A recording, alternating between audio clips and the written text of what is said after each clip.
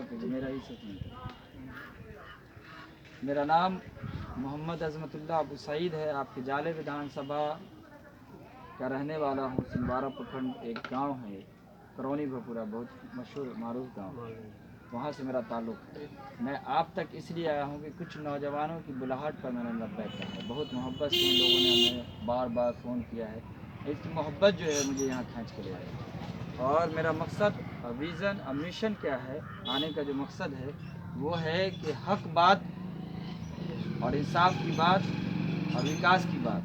विकास हम सबसे बाद में रखते हैं, हक बात पहले रखते हैं, उसके बाद इंसाफ की बात करते हैं, फिर विकास की बात करते हैं। इसलिए कि हम जिस मुल्क में रहते हैं वो लोकतंत्र है, और लोकतंत्र में सबसे बड़ी ताकत क्या है? वोट है। और वोट में सबसे ज़्यादा वोट किसका होगा ताकतवर?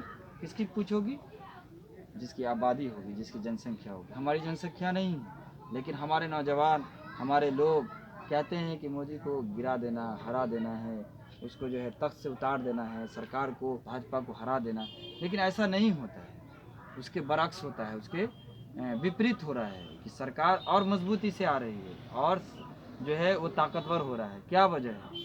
कुछ तो कमी होगी कि आज जो है फिरका परस्त ताकत आरएसएस की सरकार आज काबिज है पूरे हिंदुस्तान पे। कोई ऐसा लीडरशिप नहीं है, कोई ऐसी ताकत नहीं है हिंदुस्तान के अंदर कि इस वक्त मोदी को या मोदी के पार्टी को रोक सके। ठीक है, वाहिद आदमी है जो आप ऐसे वक्त में हिंदुस्तान में है कि एक आदमी है ना, मैं मेरी पहचान नहीं है किसी धर्म से, तो मुझसे ठोकर लग जाती है, खराश आता है, ये टूट जाता है मुझसे ठोकर लग के, अंगुली टूट जाती है, पाँव टूट जाता है, उसे जख्म हो जाता है गहरा, तो वो आपसे बातचीत से भी हल करने की कोशिश करता है। लेकिन एक कम्युनिटी, एक मज़हब की शनाख्त हो जाती है, पहचान हो जाती है कि इस मज़हब का मानने वाला है, तो उसके साथ हमला हो जाता है, उसको मारा जाता है, उसकी मॉब लिंचिंग हो जाती है, तरह तरह से परेशान करने लगते हैं सिर्फ इस बिना पर इस मज़हब, इस धर्म का मानने वाला। ऐसे वक्त में आप हैं, कोई दाढ़ी वाला अगर कहीं कोई ऐसा मामला हो जाता है और कहीं से गुजरता रहता, आपके इलाके में अभी हुआ है, तो उसको मारा गया है सिर्फ एक मज़हब के मानने वाले के लिए। इस तरीके की नफ़रत आ गई है। मज़हब कभी नहीं सिखाता, कोई धर्म दुनिया का नहीं सिखाता कि मज़हब के नाम पर लड़ा जाए। मैं अपने नौजवानों से भी कहता हूँ, अपने दोस्तों से भी कहता हूँ कि अगर कोई मामला हो तो आप अपने को बर्दाश्त कर लीजिए, सब्र कर लीजिए, उसको बातचीत से हल की कोशिश कीजिए, जज्बात में ना आए। तो मेरा जो पैगाम है, मैं ऐसे आदमी की बात को लेकर चला हूँ, ऐसी बात कहने आया हूँ, ऐसे लोगों की आवाज़ को आवाज़ देने की बात आपसे अपील करना आया हूँ, जो हिंदुस्तान के इस वक्त में हक बात को कहने की ताकत रखता है। वो सिर्फ भाषण में नहीं, मेंबर ऑफ पार्लियामेंट होने की हैसियत से एक हाउस में, एक जो लोकतंत्र की सबसे बड़ी मंदिर है, उसमें अपनी बात रखता है।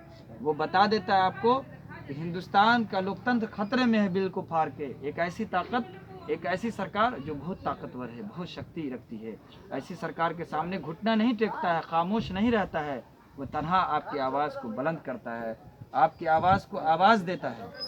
ऐसे आदमी को हम मजबूती देने के लिए हम घूम रहे हैं। और मैं समझता हूँ कि इस वक्त जो मुल्क के हालात हैं, किसी को हराने और जिताने की बात करने का वक्त नहीं है। ऐसे वक्त में हम जी रहे हैं कि लोकतंत्र, शायद ये आखिरी इलेक्शन हो, शायद ये आखिरी इलेक्शन हो, मुझे मरना ही है। मुझे, अगर इस मुल्क में लोकतंत्र खत्म हो जाएगा तो आप खत्म हो जाएंगे। आपके आबाओ अजदाद ने जो कुर्बानी दी है, जो आज 15 अगस्त का मौका है, हम सबको मिला है, बड़ी कुर्बानी के बाद मिला है, ये हम सब जानते हैं। हम उस बात को नहीं जाना चाहते। हम मंदिर और मस्जिद की बात करने के लिए यहाँ पे नहीं आए। हम उस बात को आए हैं कि जो कौम सो जाती है, जो कौम का नौजवान सो जाता है, जिस कौम की माँ बहनें सो जाती हैं, वो कौम सो जाती है, वो मुल्क में भी सो जाता है और हाशिए से मिटा दिया जाता है। मिटता नहीं है, मिटा दिया जाता है। जो हकूक़ की अपनी